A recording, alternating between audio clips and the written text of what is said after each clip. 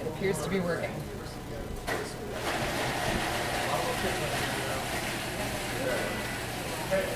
That's okay.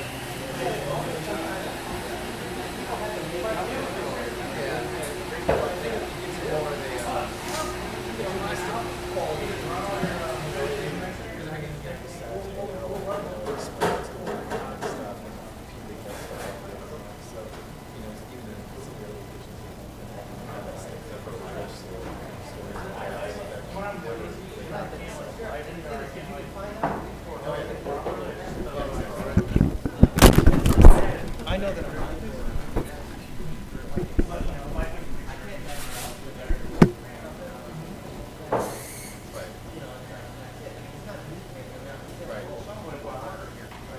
Sorry, it's working now, but how do I get it on the website? Okay. Just take the URL and put it on the front page. Where do I get the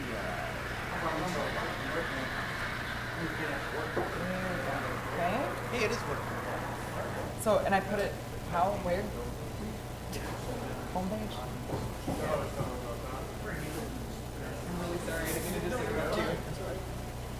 I'd rather you learn what you're doing with me than something big. You know? No, this is big. This is Okay, so you can just go to the visual.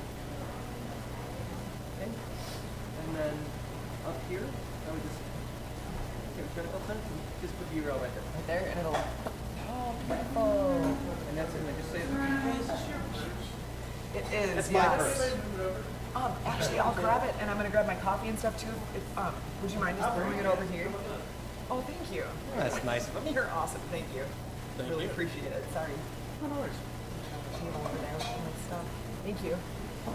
Okay. And okay. Now let me just, So I'll put on Twitter and Facebook. yes. Going Thank live you. right now. Updates. Ooh. This is why we need like a. No, we don't. We're on Facebook. Oh gosh. Stop it. And I have a group on Facebook, a friend of mine goes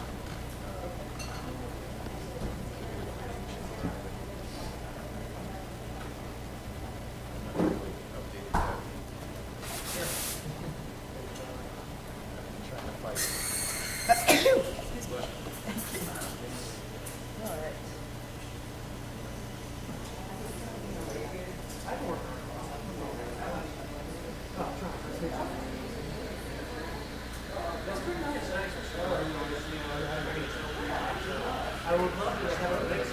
Tia, is there a Twitter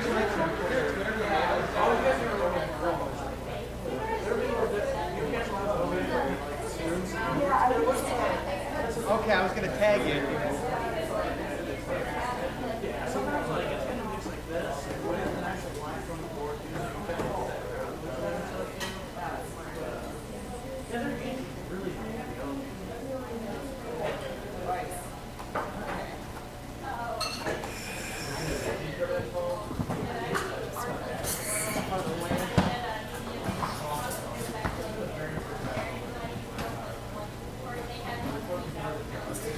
I wish we could hang up the banner. Makes me sad. Oh well. Just got it last week. So we can use it.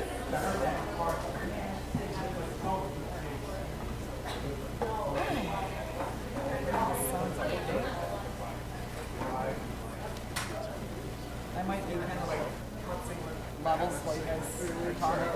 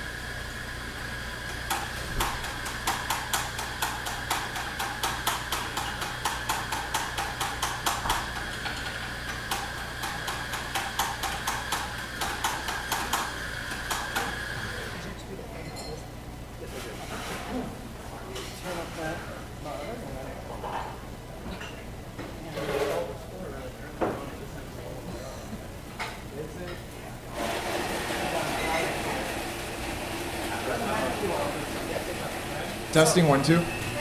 Testing 1, 2.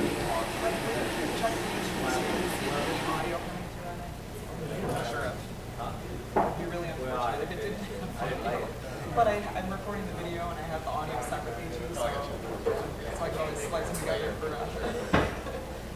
But if people are watching live now, it's like, Make sure we enunciate. right? Read them out. Yes.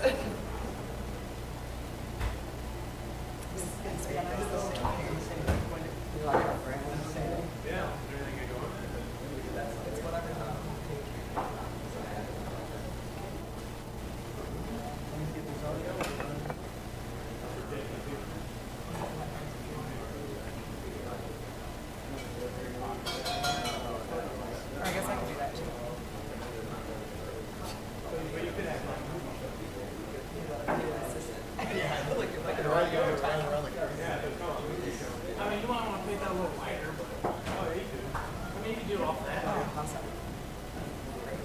It has me looking at the phone. Maybe watching it. Hello. Looking at my phone like a dope. That's great. So when we go to play, we'll just plug the vinyl in. Sure. So make sure. Insanity check. Yes.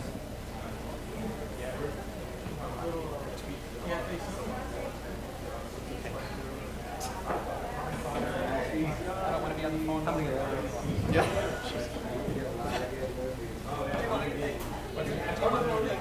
Okay?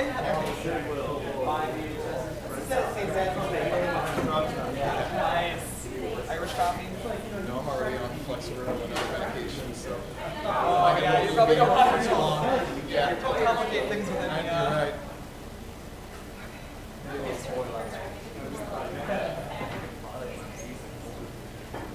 So it's about 30 seconds behind. Okay.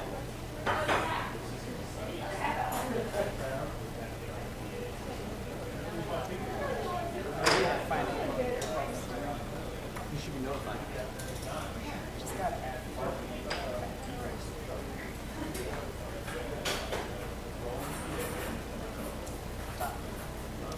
Now we can do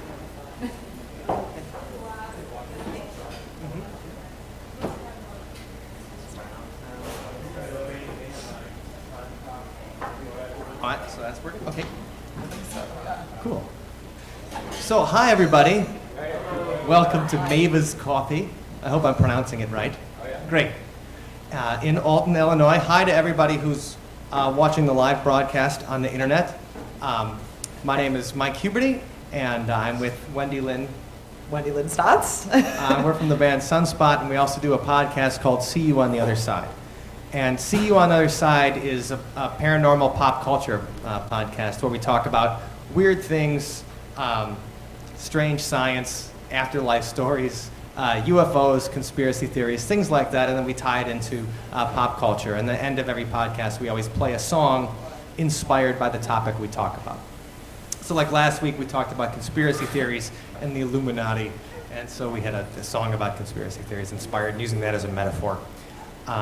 And we've also talked about things like El Chupacabra, and that inspired a song that we just released today too. So Oh, that's right. We released it. I completely forgot. Like the day's half over, and like I know. we released a new EP today too. But those topics are fun. So anything unusual or mysterious or things we're not totally sure of, we like to talk about them. And so we're from Madison, Wisconsin, and we're coming through on a tour. We're going to play during South by Southwest in Austin by Thursday, hopefully, if the band makes it.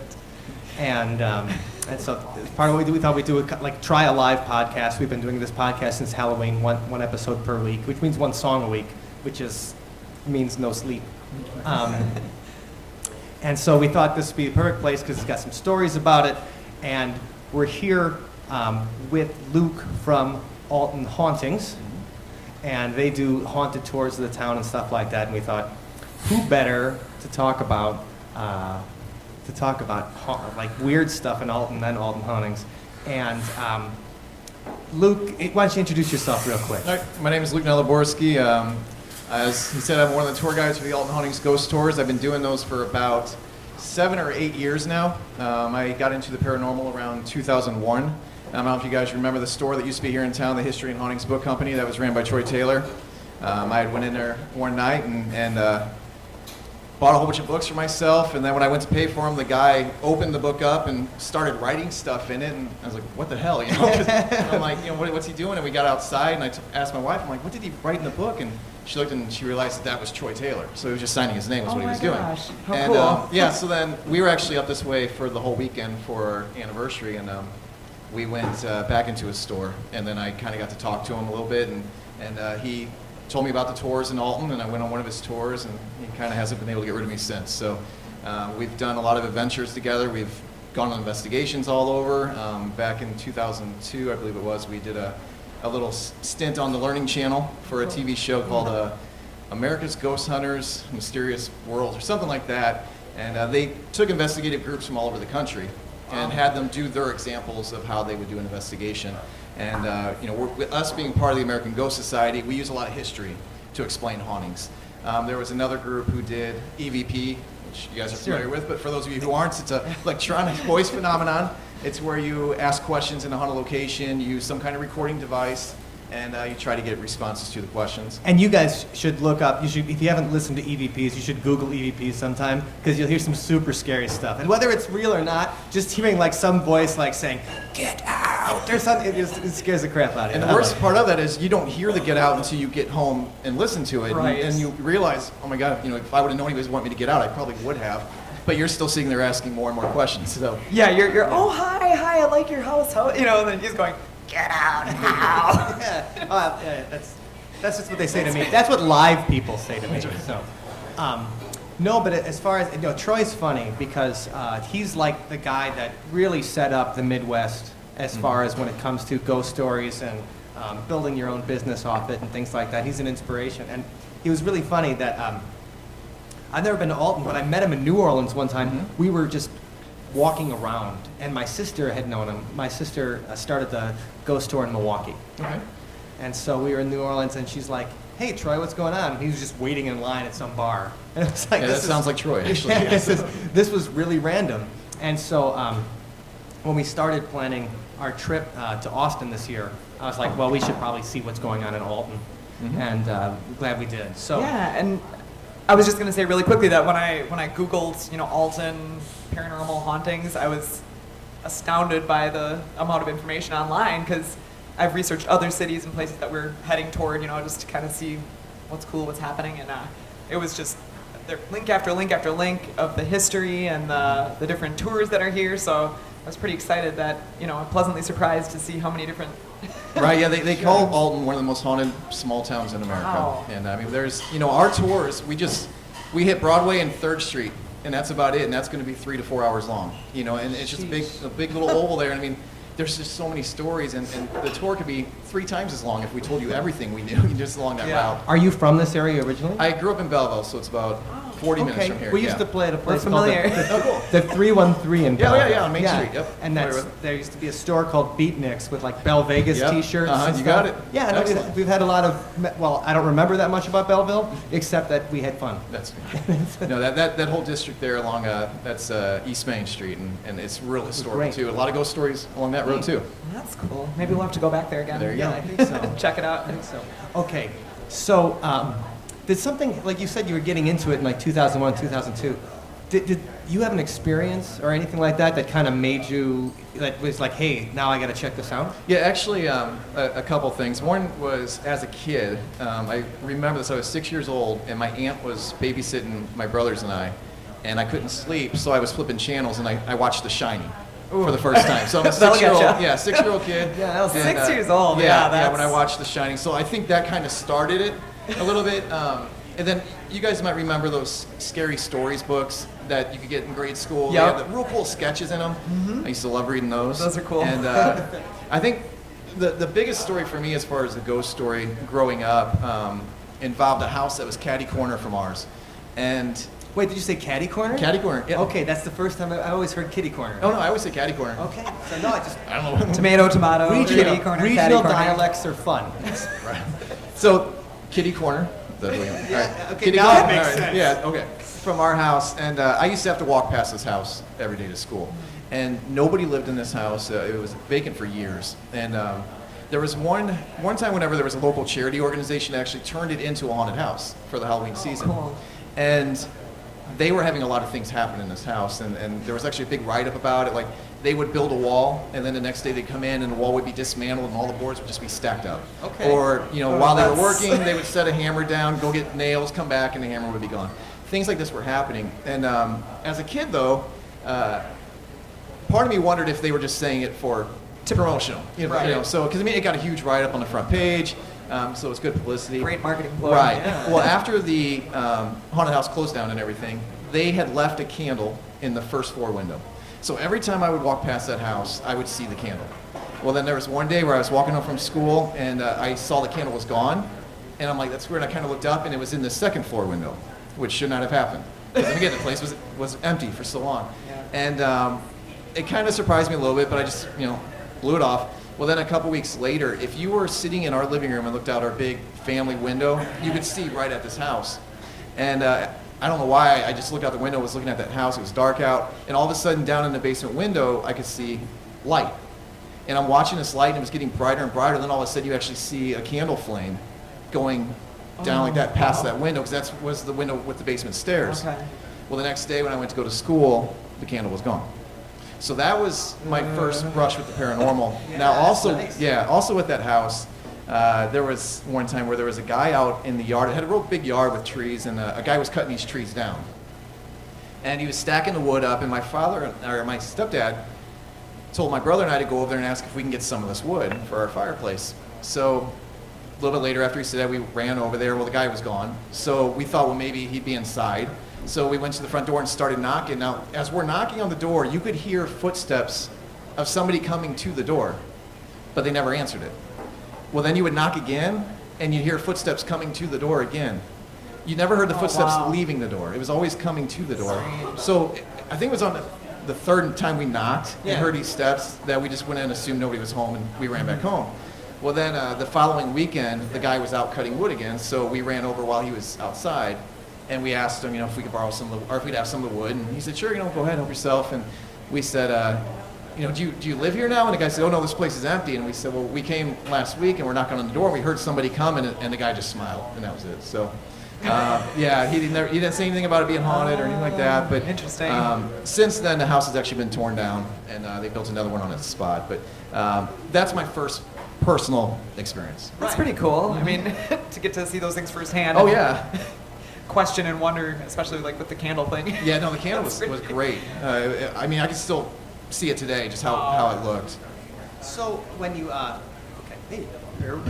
so when you started to get into it, you started hanging out with Troy, and you're like, hey, maybe there's a business in this, or what were you? Because it is something where, because I started a ghost tour in Madison, Wisconsin, and it really it's fun, haunted history, and I haven't seen anything weird on that particular path, but a lot of other people have, and it's a fun thing to do.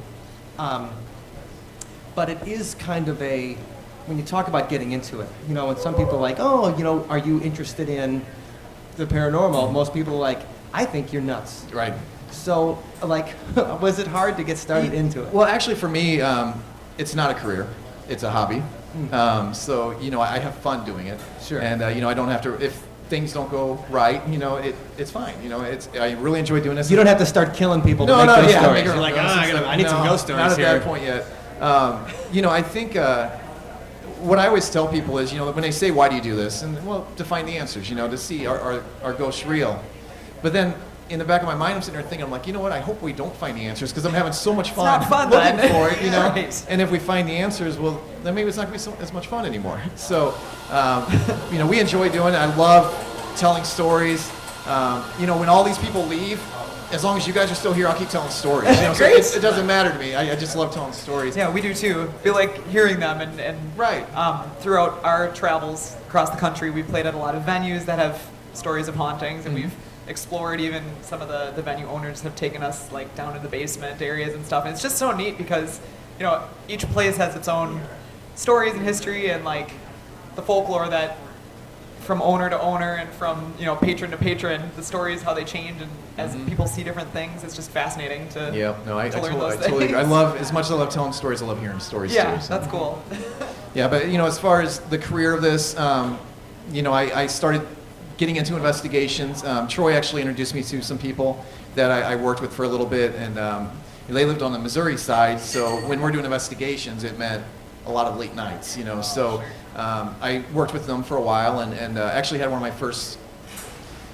Everybody, whenever they think of hauntings, they always think of full-figured apparitions, and ghosts, and Right, like a big white sheep coming Right, at you. yeah, and it's not like that, and I always have the conversation with people where it's not like television at all, and people have these misconceptions of what an investigation is like. It's not that way, and but I have been lucky enough to see what I think were at least 5 full-figured apparitions since I've been Wow. doing investigations, which is a lot. Yeah. It's like a full, like To the dude extent where like I'm looking at you Mhm. and then realize that you're not real. Oh my You're not- gosh. Yeah, Okay. and I am not real. That Right, gives That's me- the thing. That gives me the chills. So, well, one of my favorite stories, and Troy actually always preaches about this too, and I always say the same line that he does, is when people say, man, I wish I could see a ghost, his response is always, how do you know you haven't? And if you think of all the strangers you've encountered in your life, if you That's don't actually true. go up and talk to them, how sure are you, that they're real? And one of those experiences happened to me on one of Troy's tours, actually up in Decatur, Illinois. It was at the Greenwood Cemetery, and the cemetery is amazing. Yeah, no, I've been up to very Decatur historic, for old, that. and Indians buried there, Civil War soldiers, prominent Illinois politicians.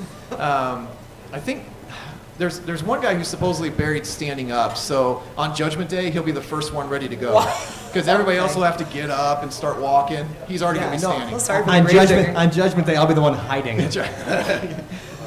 No, but whenever we walk into the cemetery, and we're doing this late night tour. So, I mean, it started about 7, and it was going to end about midnight.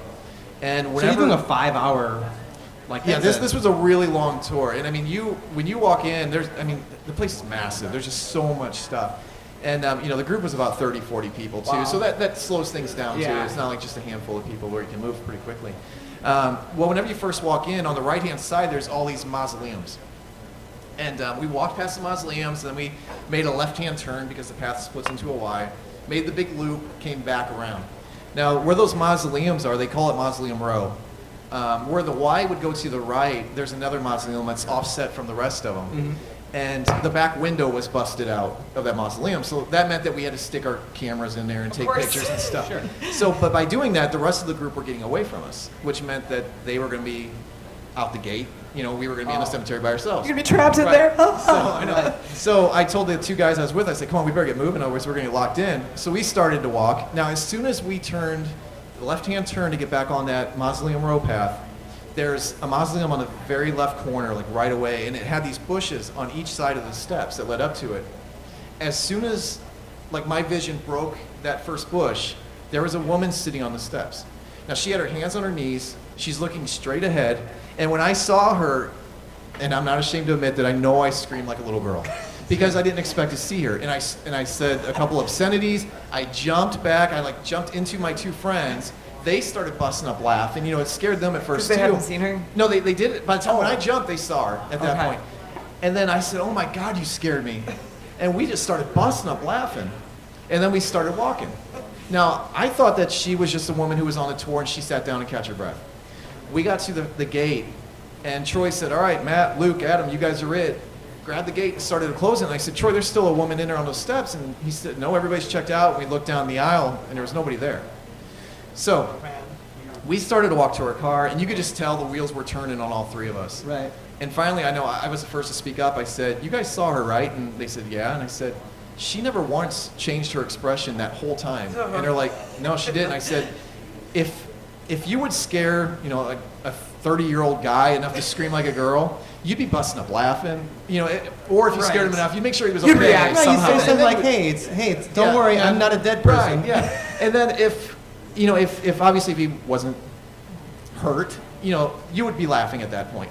But the whole time she was looking straight ahead, Wow, and interesting. never changed her facial expression, never changed her movement, just hands on her knees. And I told the 2 guys I was with, I said, if Troy didn't tell us, you guys are it, and start to shut the gate, we would have kept walking, got in our car, and never thought twice about it. So, but since he said that, and then we kind of realized, man, I think we She might have wasn't seen a with the group. ghost. Yeah, no, she was probably like, why are you sticking your hand in my mausoleum? Right, that's right. But people were asking, they would always ask me when I tell the story, well, what was she wearing? Like, I have no idea because she looks so real to me. I didn't pay attention to what she was You don't wearing. notice what every single Absolutely. person you see is Right, wearing exactly. and remember it I mean, specifically. she just looks so real. Wow, that's pretty cool. No, that's an interesting. So you saw that on one of the tours. On one of the tours, and yeah. that's actually the best commercial for a tour I think that I could hear. It's Oh, like yeah. you should come take the tour because you'll see dead people. Right. No, and on our tours here in Alton, I mean, a lot of people, they come with the expectation that they are going to see a ghost. Okay. We've actually had people email us and say they want their money back because they didn't see a ghost. And we always make it clear up front that we can't promise you anything is going to happen. And if something does, we want it to be real. We don't want it to be us Or somebody making jumping out something from happen. behind the. Actually, we use a line similar to that. I always say, at no point on the tour will somebody jump out with a chainsaw and a hockey mask and try to scare you. And I say, but if they do, run like hell because they're not with us. So it's people want to get scared, and that's why a lot of times during the fall season, it's a different crowd. We do tours year round. We'll start back up in April. You get a different crowd during the fall as opposed to the spring and summer. A lot of times the fall crowds, they want to get scared. Sure, that's Halloween time. Yes, in spring and summer, they want to hear the stories. They want to hear the history and stuff like that. And I mean, you get a heavy dose of history on our tours. Very cool. Okay. Sounds interesting. I want to go now. Yeah, no, I want to go too. But now, Alton, Illinois, though, it has some history to it, though. Oh, yeah. Like, there's a couple of interesting things that have happened here. There's actually, quite a bit. The town's about 200 years old. Okay. We think it got its start around 1814. Wow. When there was a gentleman named Colonel Rufus Easton came to the area, offered a ferry service, taking people across the river, and then thought that this area here would make a great place for a city. And you guys, I'm not sure how much driving you've done in town, but by the way the town is laid out, you'd be like, this is a crazy place to build a city because there's so many hills. And but he did it, and people bought the land, and he became very wealthy from it. And eventually, the bad thing was he didn't own all this land that he was selling. So eventually he was pushed out of town, and some land speculators and investors bought the land. But the town grew and turned into what it is today. The town's very old. A lot of theories with ghosts involve waterways. And we got a couple rivers here that connect. Right. We have the Confederate prison here in town from the Civil War that, whenever it was the first Illinois State Penitentiary, actually. Okay, so the Confederate prison. So Illinois was part of the Union. Yes. So that was where they keep prisoners of war. Yes. Okay, so, interesting. Yeah, Confederate prisoners That were place there. has got to be haunted. Everything Well, with the Civil War is haunted crazy. it And you can seems just that way, hear doesn't that it? sad violin coming yeah. on like the Civil War. Yeah, the prison's gone now. It's torn down, and there's actually a parking lot where There's no Confederates still no, there. no, no. Well, no, the Confederates are still there. Oh, I guess yeah, that's so right, they are still there. they are. They haunt the parking lot. They haunt the parking lot. No, I'm serious. Yeah, Really? where the parking lot was is the courtyard of the prison. Oh wow. And a lot So of that them would be- died, yeah. in that courtyard. And back in the 60s is when they actually tore up the courtyard and built this parking lot. So back in the 60s, people would report seeing hippies walking across the parking lot and then disappearing. And they called them hippies because, it's the 60s. And they had long hair and ratty clothing. Maybe they were barefoot. Sure. Today, they're still seen. And we don't call them hippies anymore. Now they're called homeless people because of their appearance. But then, Oh, sure. Then they disappear. I thought you were making a joke No, about no, no. hippies for No, a no, second. I'm I'm like, not. No. I've seen a couple. Yeah, no, but that's what people think they are initially when they first see them, and then they realize, after they disappear, that it was something more. Wow, But that prison, like I said, when it was first built in the 1830s, it was the Illinois State Penitentiary. It closed down in the late 1850s, and then around late 1861, early 62, it turned into the Confederate prison. And when it was a state-run facility, it was very, very poor conditions there. So the men were not taken care of. It held about 600 men comfortably. At the height of that being the Confederate prison, they had over 1,600 men inside that prison. So 5 foot by 7 foot cells with like 6 men in each cell. Some of the people who lived And through it- everybody in the 1860s already smells bad. Yeah, that's right. Yeah. And that's the thing too. The disease, and the sewer system was very poor. The stories about this place with the sewage system was they built a latrine in the courtyard, and that's where the men would relieve themselves. The latrine was right next to the drinking water trenches. Oh my gosh. Oh, that's yeah, terrible. so things mix, and it was just awful. So, and even with the Civil War, and obviously the prison was no different. First off, I love Civil War history. So, Yeah, no, Civil War- You can tell. But over 600,000 men died during the Civil War, and for every one that died to battle, 2 died to disease. And in this prison, smallpox broke out in the prison and completely devastated these prisoners. And they were losing, 8 to 12 men every day just to this disease alone. And when you have 6 men crammed into a 5 foot by 7 foot space with smallpox, 2-week incubation period, spread by contact. Right. If As soon as somebody sneezes, you're all. yeah, if one of your buddies brings it in with them, you're all going to have it. So it started wiping out, all these prisoners here in the prison, and very sad. We have an island that used to be on the river. It's actually pretty well completely washed away at this point. The island, it's gone through a series of names. It was called Bloody Island for a while because it was where all the duels were fought, because neither Illinois nor Missouri claimed the island. It was also called Sunflower Island. And Wait, so duels were fought Yeah. there because it was a no man's land between Illinois and Missouri. free of any kind of local law enforcement. So, Okay, so yeah. that's where you could challenge a person to it. Can Yeah. we can't do that today. No, not though. today. Well, Because I'm looking we around have to here get and our, I'm just get thinking, our waiters on. whose number could I get? Like let's make a ghost story. Nice. Well, I'll tell you what. Let me. Let's keep that in mind with the duels, because I want to come back to that for a second. Okay, I love duels. But it was Sunflower Island. After that, Sunflower Island was the place you went out to with your friends and family and swam and picnicked and fished. Oh my gosh. It's Yeah, nice right. with the bodies. But then, when the Confederate prison came, it was no longer Sunflower Island. Now it was called Smallpox Island, because all the sick prisoners from the island were taken out. All the prisoners from the prison were taken out to that island. Coming this fall to Fox, Smallpox That's Island. right. It was like kind of like Sugar Island. But no, with the duels, a lot of people don't know this, but Abraham Lincoln was supposed to fight a duel out there. Honest Abe himself. Honest, yeah. Him and a gentleman, oh man, I haven't told this story in a while, James Shields. He was a state auditor in Illinois. And Abraham Lincoln and Shields did not agree with each other. And Lincoln wrote some very nasty letters to the newspapers, and he had them published. Now, he signed a fictitious name of Rebecca, but somehow James Shields found out that Abraham Lincoln had wrote these. Because Rebecca was his name when he went out. That's right. Yeah. Sure. Moonlighting. He used to party. Abe. Nice. So whenever he found out, about this, he told Abraham Lincoln that you need to take back what you said, release an official apology. And Lincoln said, what I did was political satire. I don't have to. I'm free to do so. Sure, yeah. And so Shields challenged Lincoln Wow. to a duel. And then Abraham Lincoln, he thought the idea of a duel was ridiculous. But he said he would fight him as long as they could have it out with cow pies. Okay. Yeah, so Seriously? duel, Yeah, duel I with think cow I'd rather pies. do a regular duel. I know. That's such an Illinois way of handling Yeah, it too. Like we got But plenty of them. He was just trying to show, this idea is stupid. And then Shields obviously wasn't going to accept that, so he kept challenging him. Then Abraham Lincoln said he would fight him as long as they did it on like a 12-foot plank of wood that was 10 inches wide with swords. Again, trying to just make the idea be ridiculous.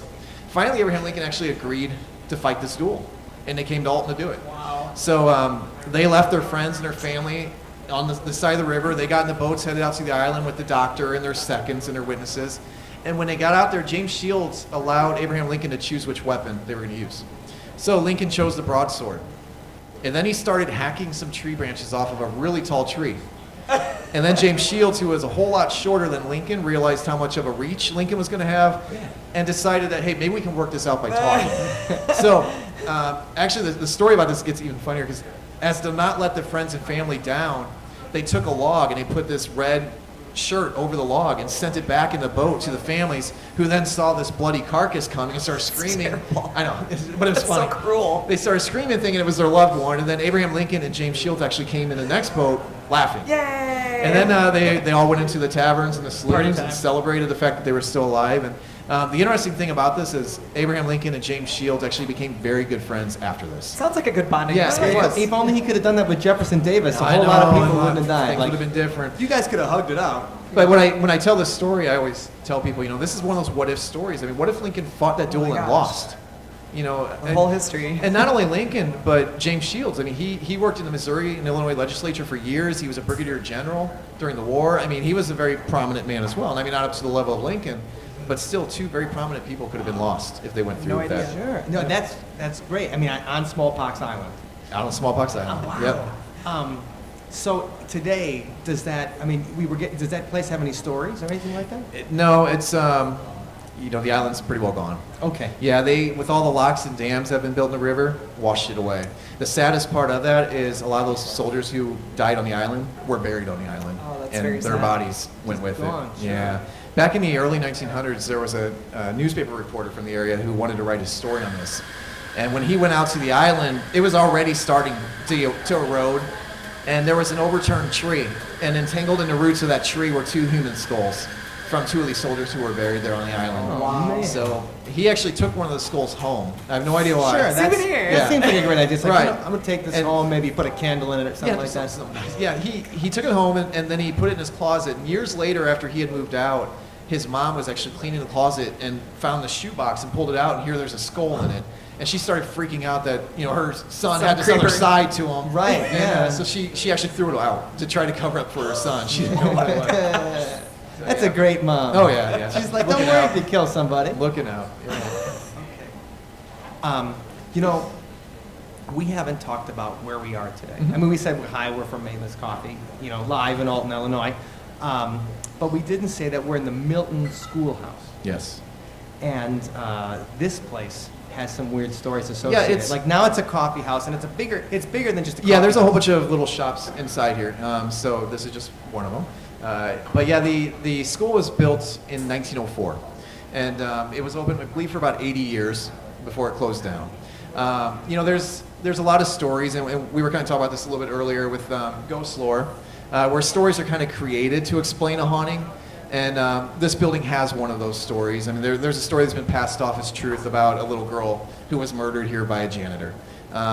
It's not like true. a Freddy Krueger yeah, kind right, I was of yeah. gonna the say janitor. that sounds like the classic Yeah, school yeah. kind of story thing. And then the janitor committed suicide. Some people say it was suicide. Some people say it was one of the students' parents getting back, or taking justice into their own hands. That did Wes Craven write Yeah, that oh, story? yeah, That is yeah. like Nightmare on Elm Street, right? Right, but it's it's actually it's not true.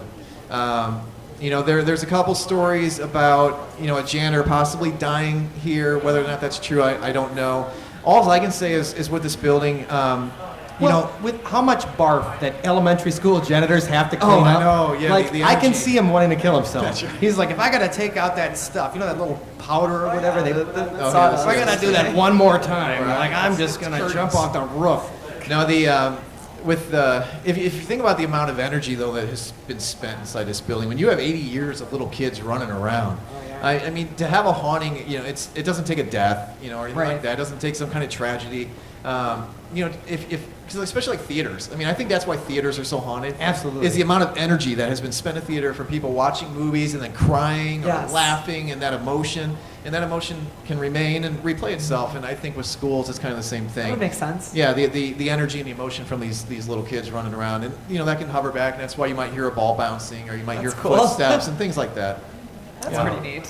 So there was that legend, and you think that it's because the place has stories in the beginning, but people don't have a ready explanation Right. for them. And ghost stories always have to be gruesome. Right, It usually they seems do, like yeah. they're often gruesome. Mhm. So so that kind of grew around. Probably somebody just watched Nightmare on Elm Street. It's like, let's talk. Yeah, let's I fill think it I in. think that's the way the Alton Schoolhouse is. Yeah, So right. I mean, but it was funny, and then for the people at home, I told this story to these guys earlier. But when I was unpacking the van and we were bringing stuff in here on a whim, a little kid just pops out of the back and goes, "Do they still see ghosts in there?" And I'm like, It was kind of weird because they kind of was. just came out of nowhere. Right, the kid. I mean, was that an alive person? I don't know. I didn't see them. It could have just been. It was one of the first encounters with Altonites Yeah. that we had. So Altonistas. so maybe they were just welcoming us because all I heard was ghost, and I said, oh, maybe It was somebody just knows a we're really here. funny, just a random thing. Like we're Right. just hanging out, and the kid just asks about that, and I'm like, well, I don't know, but today we're gonna find out. Did you watch them walk away? No, I didn't actually, because I was more worried about the snare drum Equipment. falling on Oh, the bass okay. amp, I gotcha. and I was like, oh god. Because he might have just faded away. That would have been awesome. possible. Yeah. You gotta watch. So like, I think it's really, I mean, it's fun. It's always fun to be inside these kind of places, and that's why theaters and stuff and bars and venues are always great for that. Especially anything over 100 years old. It's Even- got to have some kind of story. I know here one of the most common activities is where the lights actually get brighter. Oh, that's cool. Yeah, yeah. I don't- did anybody see it? Yeah, I think that kind of freaked me out. Whoa. That's well, but that does happen at Yeah. places. We've had experiences at Yes, we at venues where the lights, Oh, yeah, yeah. at certain times of night, And the bartenders go, we thought they were flickering the lights to tell us, like, last call. Yeah, you're done, yeah. And they're like, no, it's just every night the lights, about this time, they're just saying hi or something. We're like, okay, that's nice. That's cool. Yeah, it's like, what do you mean they're just saying hi? You're like, are you okay with them doing that to your business and scaring your bands? No, but it's also a draw, and I know a lot of places, if they market that they're haunted, then people come and things Something like that. So, interesting. yeah, and even whenever you have any place that's haunted, I always tell people you have to remember the ghosts were there first. Right. So you're coming into their home You're or a their guest. business. So you should always be able to coexist. Yeah, absolutely, for sure. So what do you think is as far as Alton goes, like if you would say like with the most haunted building, like in Madison, Wisconsin, there's a place called the Orpheum Theater. Mhm. And it's right on the main drag, 2 blocks away from the state capitol, been open for since like the late 1920s, and there's at least 7 different characters Mhm. that people have stories about. Okay. What do you think is the most haunted building in Alton? Like what that has the most stories? I'll tell you what, for me personally, and this would be, of all the locations I've been, the one that I've had the most experiences in would be the First Unitarian Church. It's still an active church, and it's actually the last location that we go to on our tours. Okay. And again, we always tell people we can never promise you anything's going to happen, but usually if it does, it's going to be there. Okay.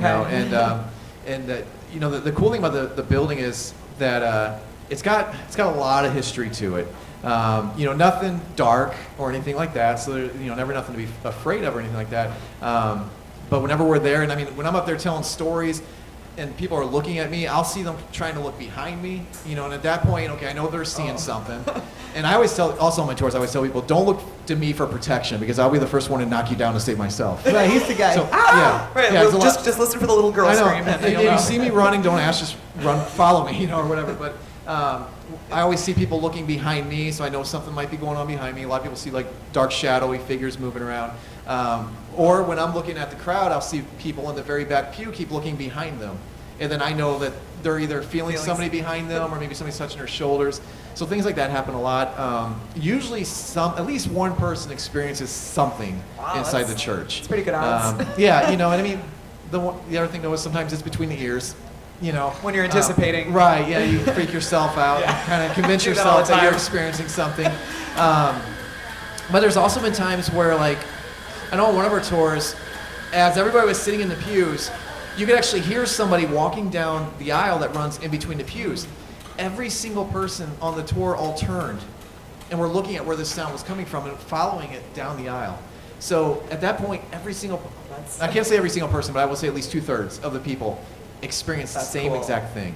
And that's awesome. yeah, and actually a similar story happened on one of my tours where I saw a shadow figure actually moving down the aisle in between all the groups of people, but nobody was seeing it.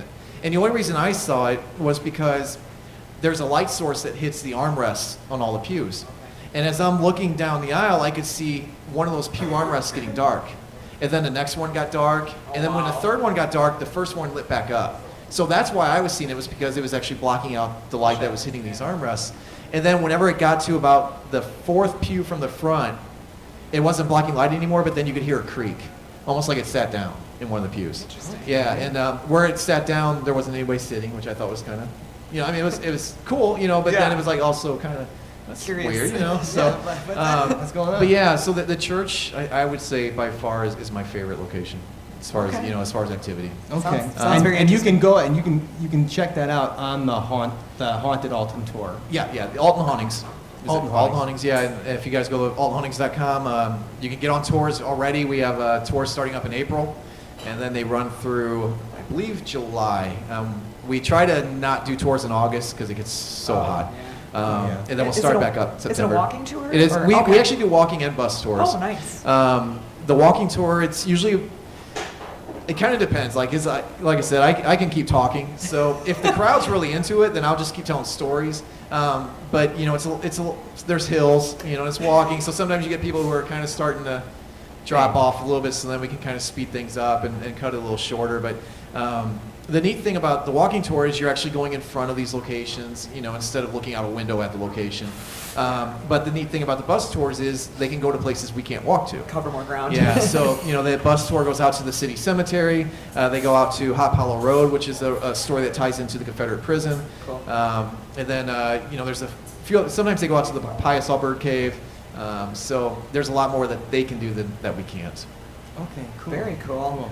Now, not only, okay, so Alton Hauntings, you got the tours, been in that for a decade, really into it, and done investigations, and you're also an author. Yes.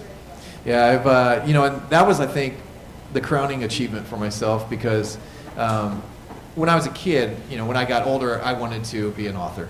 An author and an archaeologist was what, yeah, that was my plan. And I struck out on both. But as I got older... Or did you? Yeah, well, at least not on one of them. But yeah, as I got older and, I was enjoying reading ghost stories, but then I was like, man, why can't I tell my own? So when I would speak at different events with Troy, people would ask me, well, when are you going to write a book? When are you going to write a book? And I said, you know what, maybe I will. And then I sat down finally and actually wrote it. And my first one came out in 2007, and it was called The Lighter Side of Darkness, and it was Misadventures into the Unknown.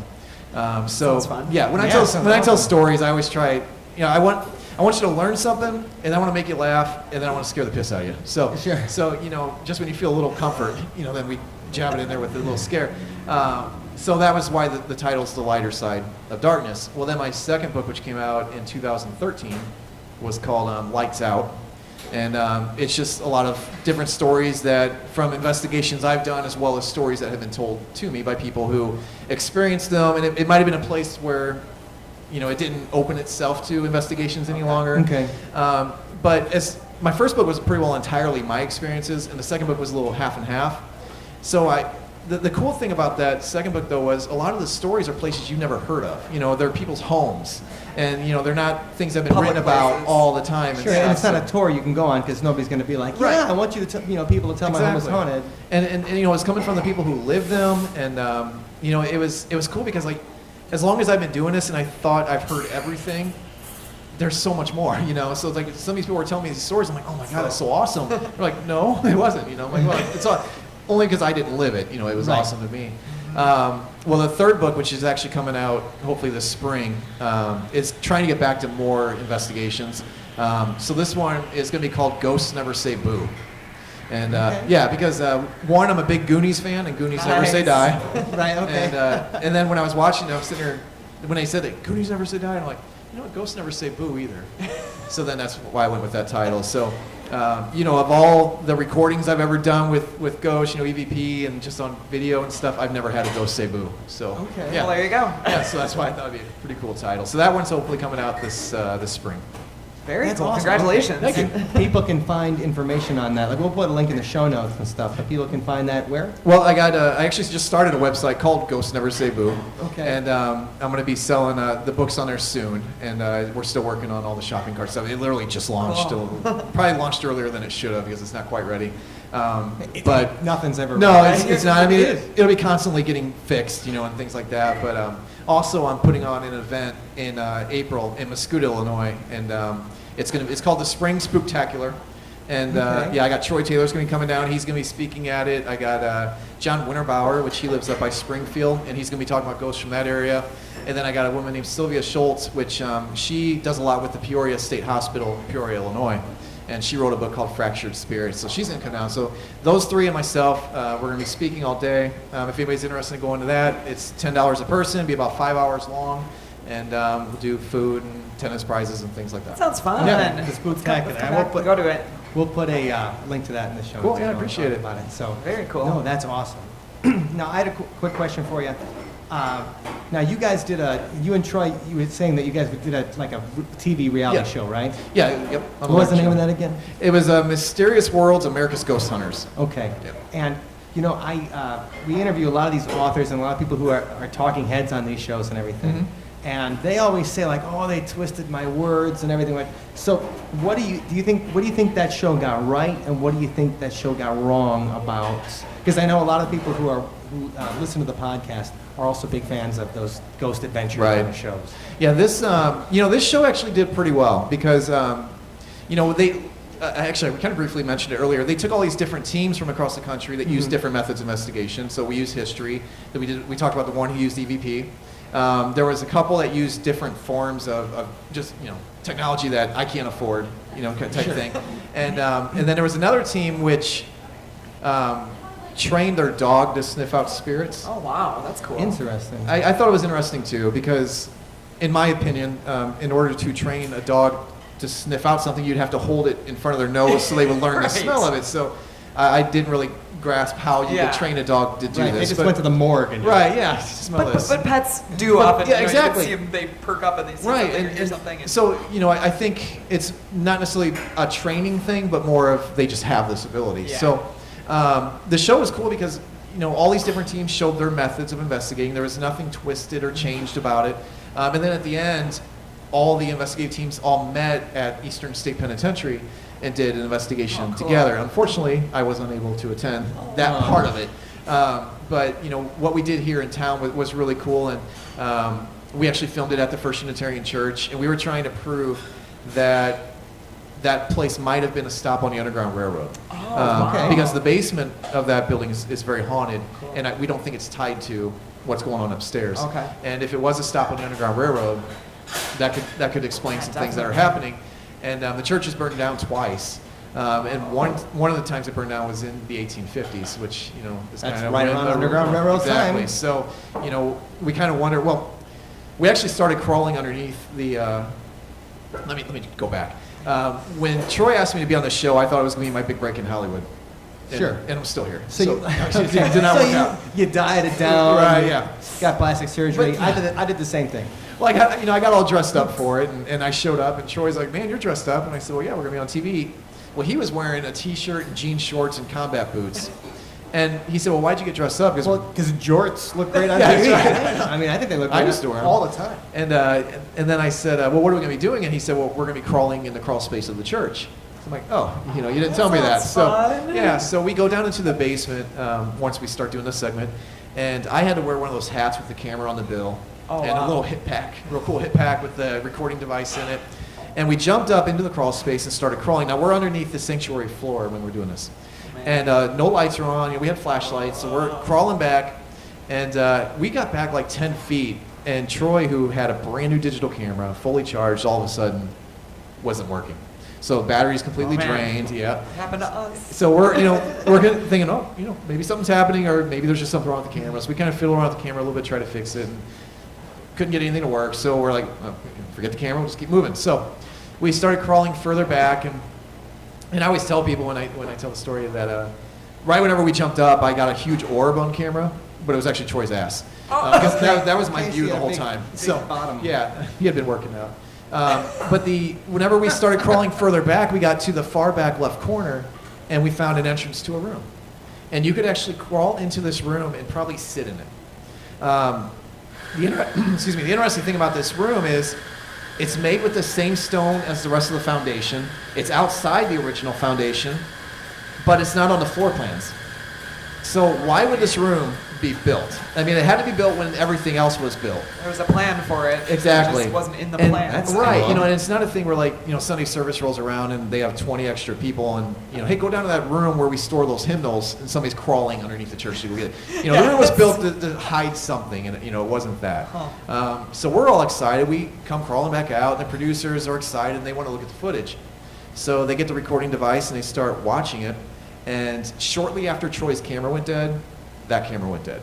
So all the footage that we got from the point of starting to crawl back and actually finding the room, there was nothing there. So, but did anybody ever go in the room, like the cask of Amontillado? Like, No, you actually can't because there's ductwork covering it, so all that would have to be removed to actually be able to slip into it. Wow. So nobody will ever see the bodies hidden in there. No, they're still there. So when I told the producers, I said, well, hook me up with another battery, another tape, whatever, and I'll jump back up there and crawl back. So they set me up, and I started crawling, and all I had was a little mag light, to light the way. And I turned around and shined a light, and I said, hey guys, can you shine some more light for me? Everybody had went upstairs. So here I am in this creepy, dark basement in the crawl space, crawling, and it's terrifying. if anything was going to get me, I was just going to have to roll over and take it, because it wasn't like I was going to be able to get up and take off running. And so I crawled so fast. I always compare it to like a cat in a litter box, the way I was throwing dirt behind me trying to get back to that room, and got back there and took the recording device out and actually made sure it was working, recorded the room, and then ran back upstairs and went off on everybody. So, I've been in that church so many times, and I've never ever felt threatened, but that was just a little too much for me. So. That sounds intense. Yeah, so with the show, I mean, the show was cool. A lot of the other shows, people always ask me like what shows I watch. I don't watch any of them. I don't like the way that the investigators conduct investigations.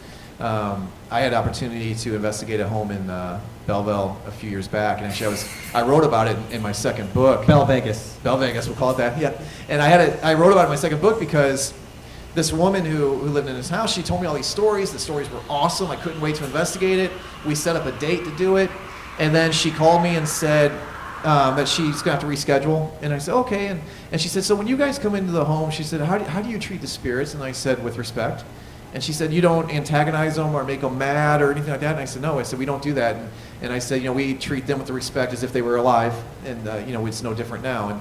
And she said, okay, I'm just kind of making sure. And I said, well, that's fine. Well, then we set up another date. And then like 2 days before that date, she called me and canceled again.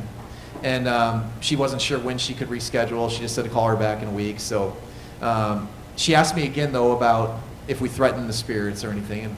And I said no. Well, then when I called her back, she's like, yeah, where things are still a little hectic. And I said, well, are you changing your mind about the investigation? And she said, yeah, I am kind of. And I said, I know you were asking a lot of questions about how we treat the spirits. And she said, yeah. I said, do you watch Ghost Adventures? And she's like, yeah, all the time. And I said, okay, we don't do investigations like that. And, but in the end, though, it's her home, and she lives with these ghosts. And, right. So if she doesn't want us in there, then we're not, I understand, we're not coming in. But I did ask her, I said, can I write about your story and also write about the fact that you watch these shows and this is how you think investigations are done? And she said, well, absolutely. So I think in a way some of the shows are hurting the field for a couple reasons. One, the people who have these homes see that and think that that's how investigations are done. And two, the people who never did investigations before and are learning from these shows, they think that that's how they're supposed to be done, and it's not. So, some of the shows I'll watch just because of the location that they're going to. Like if they're going to Gettysburg, I'm going to watch it. If they're going to Waverly Hills, I'm going to watch it. But for the most part, I don't watch them. The only ones I'll maybe watch are the My Ghost stories. When the people who actually tell their own stories. It's not Sometimes they have investigators who come in and do investigations, but for the most part, it's focused on the individual and their experiences. So I'll watch those. So when you've been on an investigation, have you ever had anything that you saw? You're like, hey, I mean, like you said you seen 5 full-figure, like class 5 free-forming vapors or whatever. Like, free-floating, vaporous. Like that's class 5, whatever they say in Tobin Spirit Guide. Yeah, sure. Have you ever seen anything where it's like, hey, I can't believe we got that. Like I can't believe that's real. Where I'm seeing it with my eyes, or something that we're actually capturing on video? Either capturing or you're seeing with your eyes. To me, like usually, someone who's a reasonable person, if they say like, you know what, this thing came up, tapped me on the shoulder, and then ran away and just flew away and disappeared. Like I tend to believe that as long as the rest of their thing, they're fairly rational. Right. Like one eye above the other. Yeah. Twitching. Twitching. Yeah, one of my favorite stories, and obviously power of suggestion is very strong when you go into a haunted location. And we were doing an investigation of a house in a really small farming town called Fayetteville, Illinois. And I knew going into the home that it was haunted by a little boy and a little girl. And oddly enough, the little girl was only seen outside and the little boy is only seen inside. They never crossed paths. It turns out that the 2 kids actually did pass in the building to smallpox. And so yeah, very sad story, but it's actually an incredible story, but we probably don't have time to go into the whole thing. But as far as my investigation, I knew they never were in the same place at the same time? Yeah, it's like Lady Hawk. That's right, yes, Superman.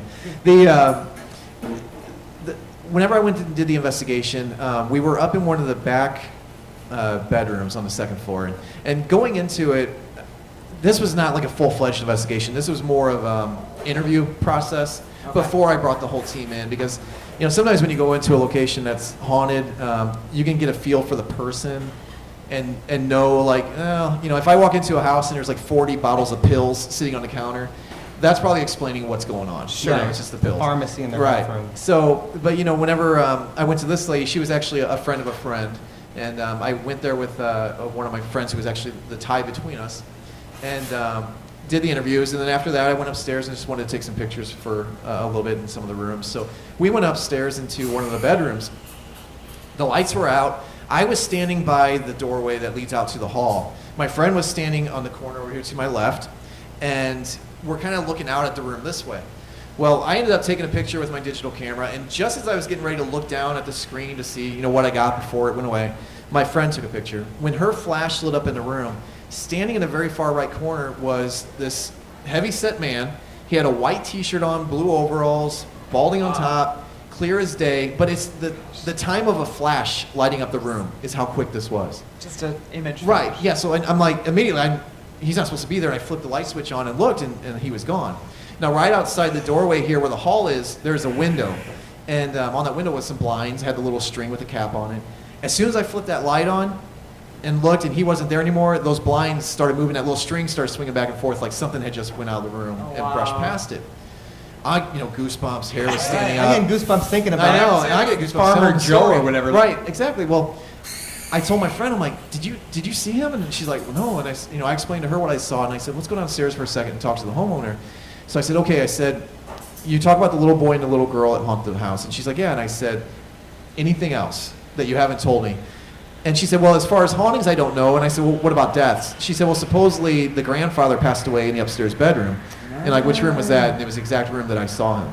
Now, if she would have told me, that this older gentleman had died, it's a farmhouse, put two and two together, I'm going to see this older gentleman farmer. Right.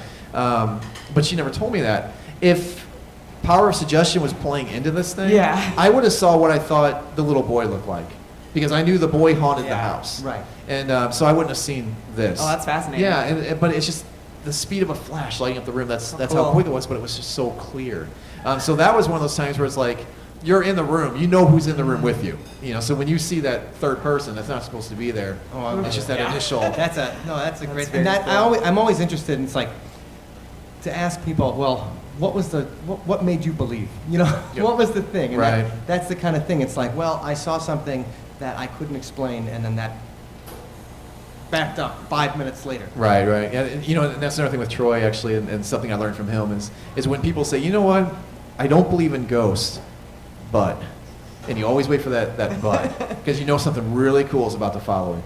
Right. And a lot of times those people who say that, those are like the level-headed people. They're, they're the ones who don't believe in this stuff, but they had something happen that they can't explain.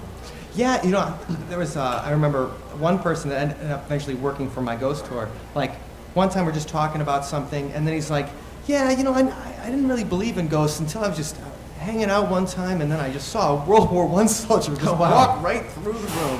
And then I was like, that was weird. Nice. And it's like, There's something to this thing. If it was in Madison, it could just be. this a was in hipster. Florida. Oh, Yeah. okay. It could be, in Madison, it might be a hipster. There you go. On his So- way to bar or whatever. No, but one more time, Luke, let's tell the people at home where they can find your stuff. And this is, I could listen to your story. Oh yeah, me too. No, I know. I'm It's trying to very limit fun. myself to not take up all your time. So No, but this is, Thank this you. is great. yeah, absolutely. And so- No, the website is ghostneversayboo.com, and you'll soon be able to buy my books there. Obviously, if you go into Barnes & Noble, you can order them through there, or Amazon. You can get them that way too. And then we'll have the third one here, hopefully within a few months. Will be available as well. If anybody's interested in going on the Alton Hauntings ghost tours, you can go to altonhauntings.com. And one other thing actually I'd like to plug is our annual conference that we do every year, the Haunted America Conference.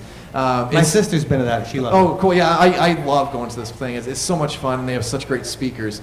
But this year it's going to be back in Alton. And it was in Alton every year for a long time, and then it shifted to Decatur.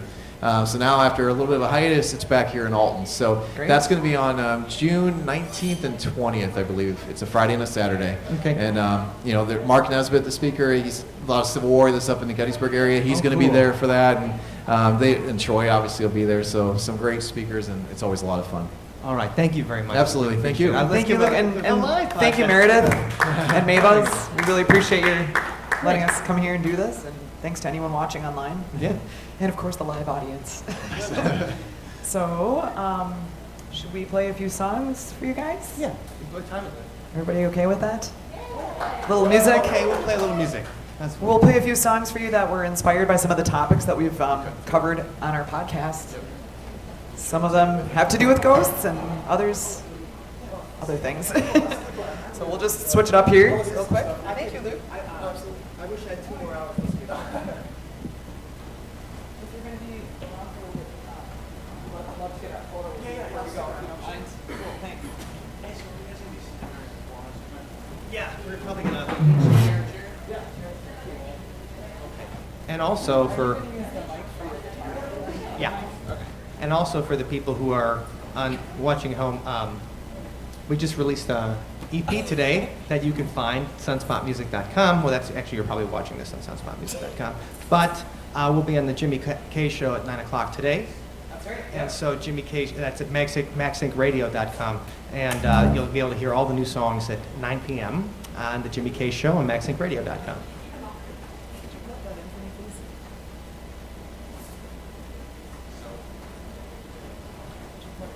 Oh, yeah.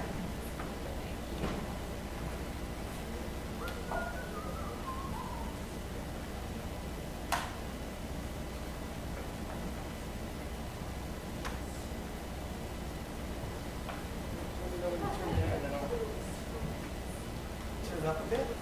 All right, turning on now.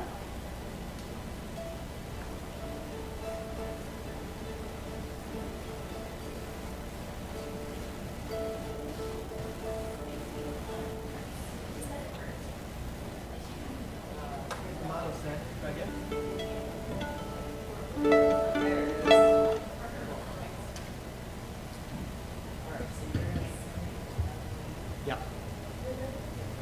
I'm not playing at this one.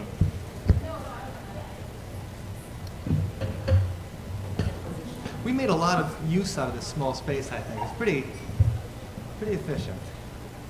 You're gonna stand or sit? Sure.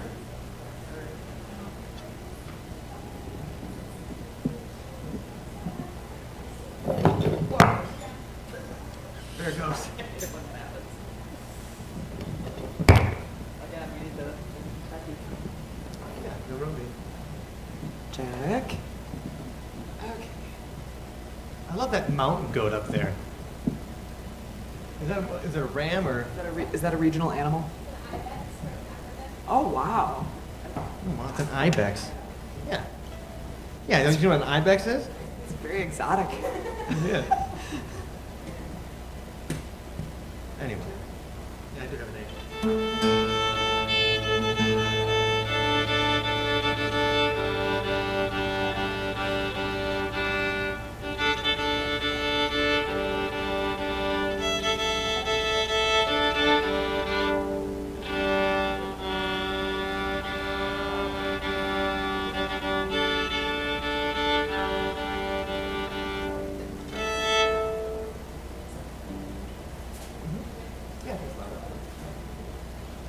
All right.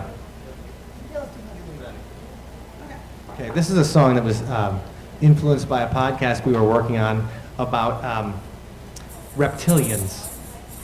So, this one guy, David Icke, he's got a whole mythology based around the fact that the British royal family, all of our presidents and everything are actually reptiles from another planet, alien lizards called the Anunnaki, and that they rule the world. And so for our Election Day special last year, we talked about the Anunnaki and wrote this song to go with it. And we released this song today. It's on our EP, El Chupacabra, and this song is called Hadi Illuminati.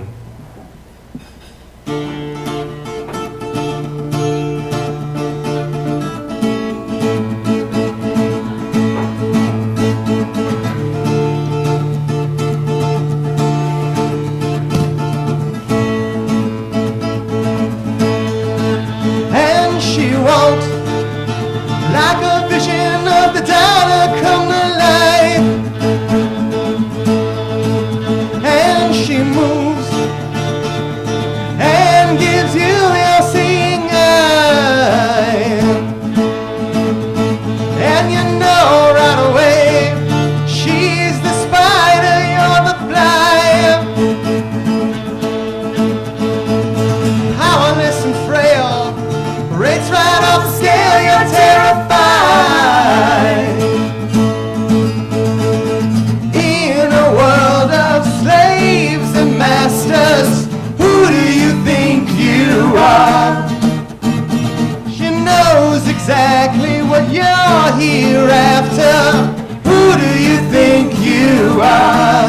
You know you're own,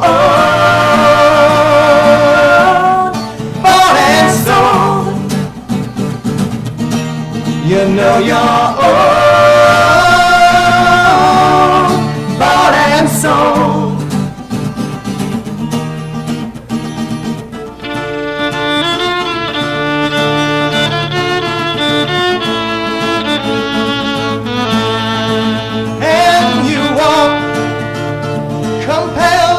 Controlled without a clue, and you move a puppet on a string. You're a fool, like a moth to a flame, a thorn in a game that you'll lose, suffering under the illusion that you choose.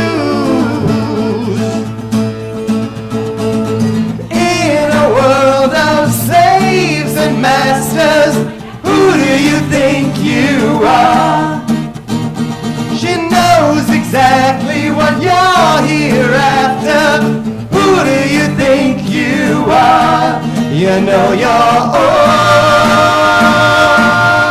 owned, bought and sold.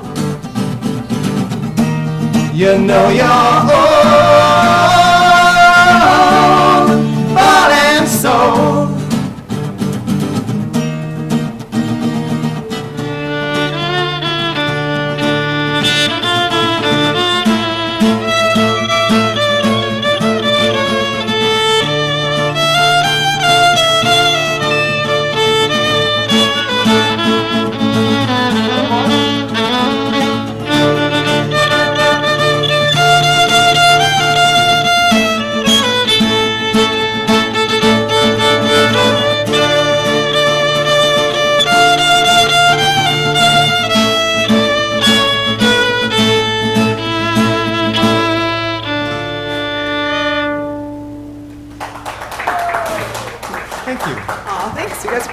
Thank you. Okay, this next track was probably, this is directly using ghost story as a metaphor. This song is called Skeleton Key, and it's about, it uses the metaphor of, well, the thing is, a lot of people talk about ghosts as being people that walk around and they're just trying to be seen. Spirits are just trying to be noticed, and that's why they knock things over and touch us and stuff like that. And this song is about feeling like that in your own life, and it's called The Skeleton Key.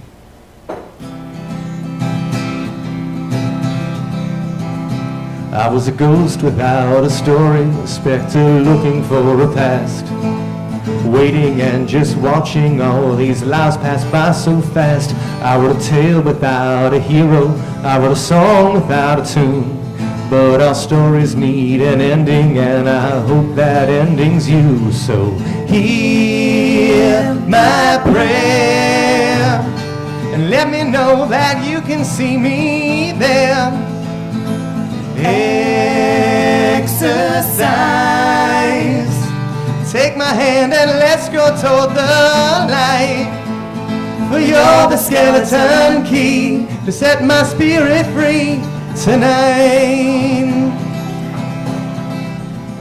I was a grave without a headstone, wandering the forest, alone in a crowd as a soul that's dispossessed. I was a murder without a body, I was a crime without a scene, but all done it's me to who, and I hope you'll hear my plea. So hear my prayer and let me know that you can see me there.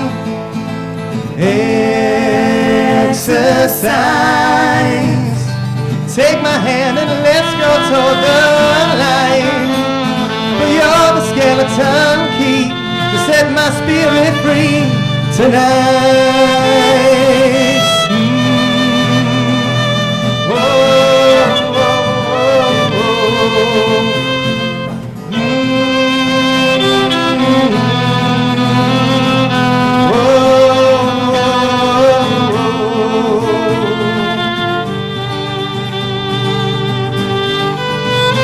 I was a ghost without a story, a specter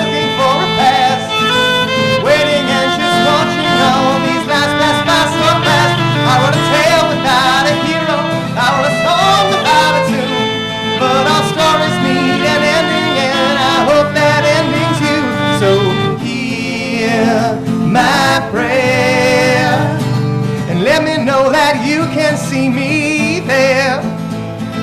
Exercise. Take my hand and let's go toward the night. Well, you're the skeleton key to set my spirit free tonight.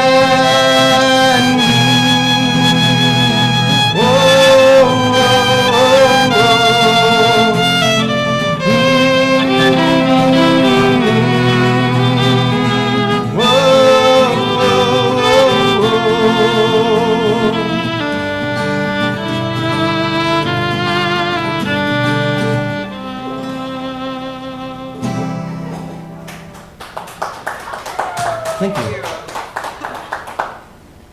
All right. Well, let's do a regular song. Ooh, a regular They song. don't have to all be ghost songs. That's true, that's true. I just love it when they're all ghost songs.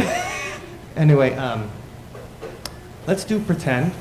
And so this next song is about growing up in a small town. And Alton's kind of a small town, but it's close enough to a big city where it's kind of still suburban. And I had the same kind of experience. I grew up in a town called Big Bend, Wisconsin, which was a suburb of Milwaukee, and population about 1,250. Including the cows? Well, with the cows, it was actually like 3,500.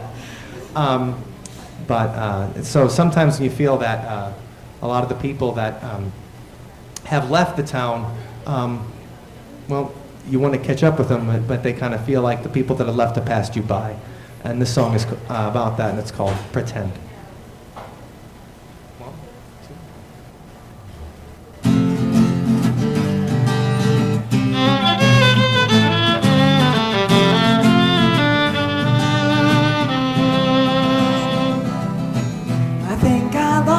Along the road, because I didn't know how to grow up. maybe that's why I feel so old. My life flashes before my eyes. Maybe we can talk over a beer About the way we think things ought to be. We can try to remember how we got here.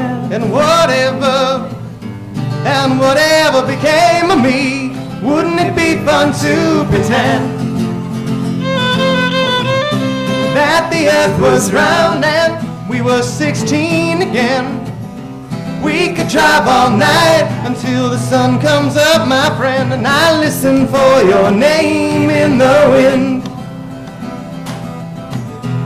And I think I missed the train. Well, I guess I should have bought a ticket. I don't think I ever changed. Time slips by and I'm still the same. We were running hand in hand. Well, I didn't know you'd go so fast. That's why I just don't understand how you reach your destination and I'm still living in the past. Wouldn't it be fun to pretend that the earth was round and we were 16 again? We could drive all night until the sun comes up, my friend, and I listen for your name in the wind. last one. I'm the last one standing here. Just a rabbit. I'm just a rabbit in the museum of my life. I'll be waiting. Well, I'll be waiting when you come back. I'll be the one who's just a step behind the time. Wouldn't it be fun to pretend that the earth was round and we were 16 again? We could drive all night until the sun comes up, my friend, and I listen for your name in the wind. And I listen for your name in the wind.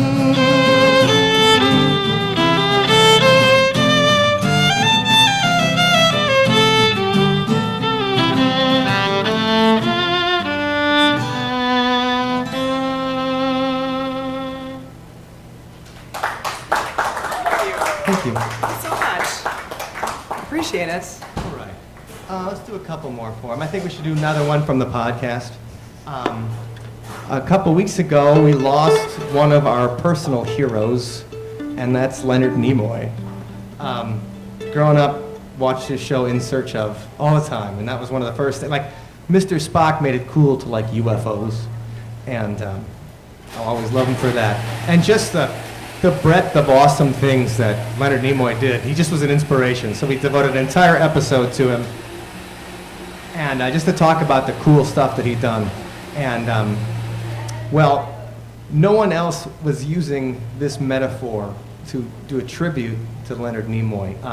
There's a movie called Star Trek V. And Star Trek V is pretty fairly maligned as a horrible movie. It's William Shatner directed it. I don't know what they were expecting. And in it, Spock's brother, who they never talked about in the TV series, was looking for Vulcan heaven. And he thought he'd find the source of all creation at the center of the galaxy. And the name of the planet he was looking for was Shakari. So we thought we'd call the song Shakari and dedicate it to Mr. Spock. And here it is.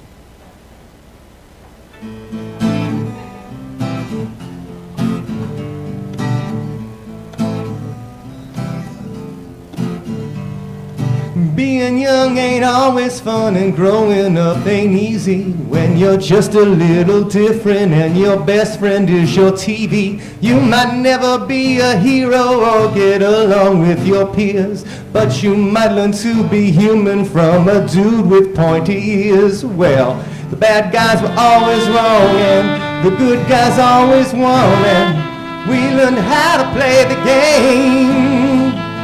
But now my favorite shows, they all star anti-heroes, and reruns just ain't the same. In a world a little sick, we could use some more logic. And who taught you the needs of the many are greater than the needs of the one? And who taught you that just wearing a goatee makes you an evil son of a gun? Well, the only one who tried to talk to the devil in the dark, 'cause you were bred from different stock, like those of us who missed the mark. See you in Shakari, my mister.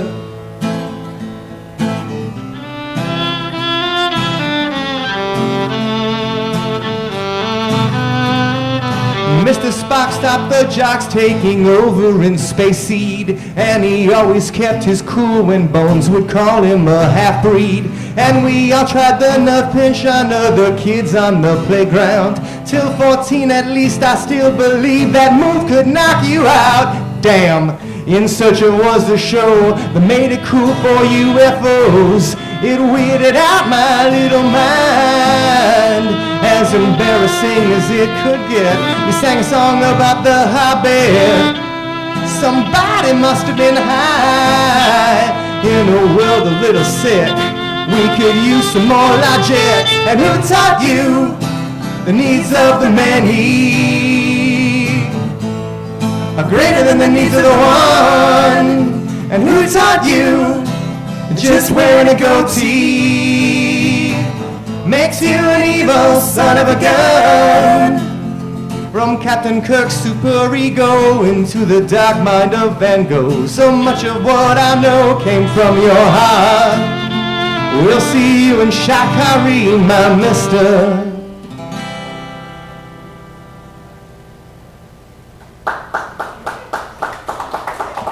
Thank you.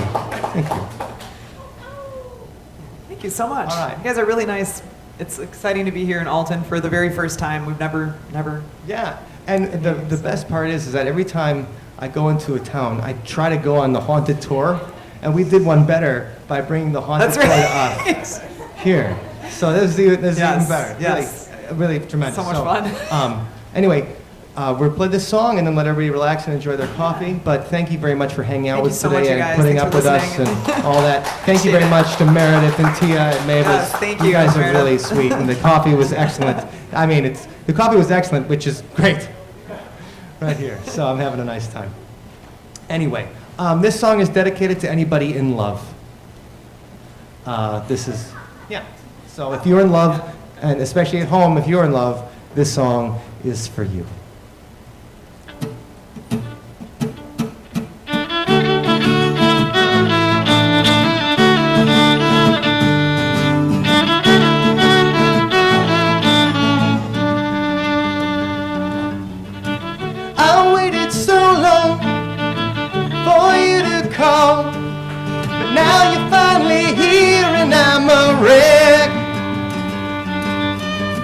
worked out a little.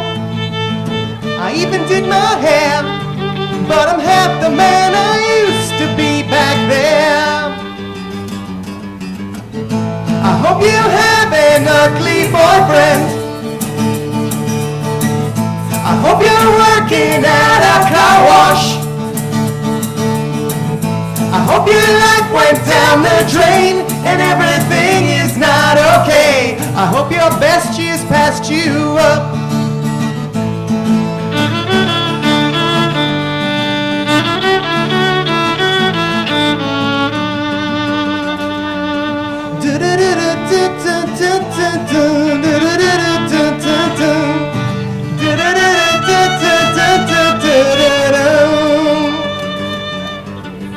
Well, I dodged a bullet, one or two since then, but you ain't the only one who calls me up. But I'm still the jerk who listens to your problems, but I never told you all those times I wish you died on Smallpox Island. I hope you have an ugly boyfriend. I hope you're working at a car wash. I hope your life went down the drain and everything is not okay. I hope your best years passed you up. I hope your life sucks.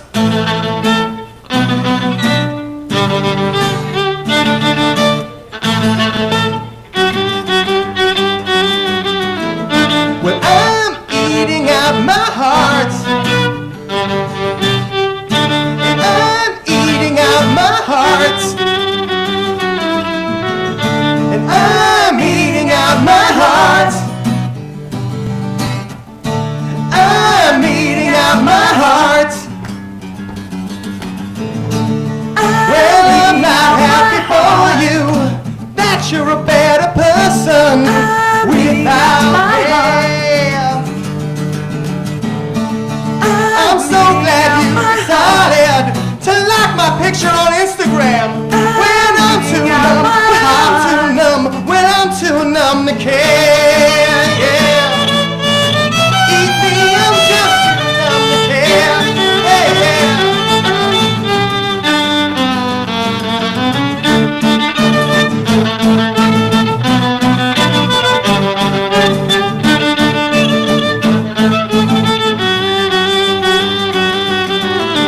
I hope you have an ugly boyfriend.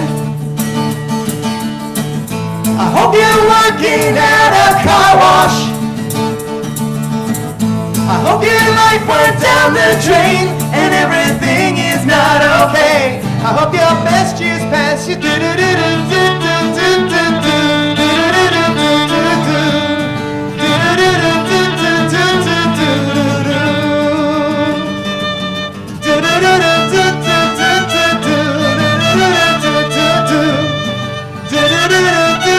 Guess what? I hate you.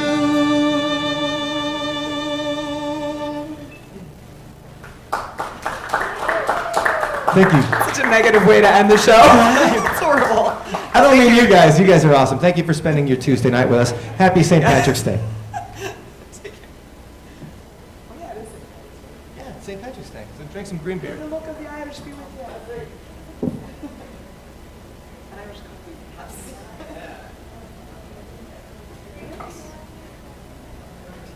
Stop the live stream. Oh yeah, let's grab a picture with you.